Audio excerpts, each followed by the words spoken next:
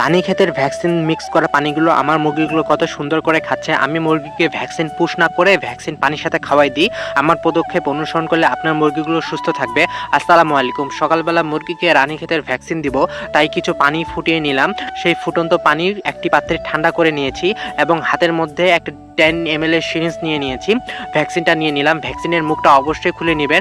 আর এই পাশে একটা সুন্দর নরম রাবার দেওয়া থাকে, এই পাশ দিয়ে ভ্যাকসিনের মধ্যে পানি পুশ করবেন এবং এই পাশ দিয়ে পানি বের করে নেবেন। তারপর আপনি সিরিঞ্জের মধ্যে 2 অথবা 3 ml পানি নিয়ে নেবেন এবং সেই নরম জায়গা দিয়ে পানিটি ভিতরে পুশ করে নেবেন। সুন্দর মতো পানিটি মিক্স করে নেবেন।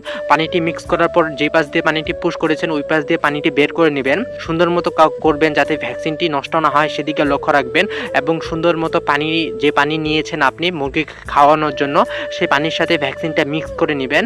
আপনি চাইলে দ্বিতীয়বারও ভ্যাকসিনটি ঝাঁকিয়ে সেই পানিটি নিতে পারেন। আর যেদিন ভ্যাকসিন নেবেন তার আগের দিন সন্ধ্যাবেলা আপনি পানি অফ করে দিবেন এবং তারপরের দিন সকাল 10টার পরে আপনি ভ্যাকসিন মিক্স করা পানিটি মুরগিদের দিবেন। তখন মুরগিদের অনেক পিপাসা লাগে এবং সেই যে পানি দিবেন আপনি সামনে, ওই পানিটি মুরগিগুলো খেয়ে নিবে সুন্দর মতো। আর ভ্যাকসিন দেওয়ার পর যে জিনিসপত্রগুলো থাকবে সেগুলো সুন্দর মতো চুলার মধ্যে দিয়ে দিবেন।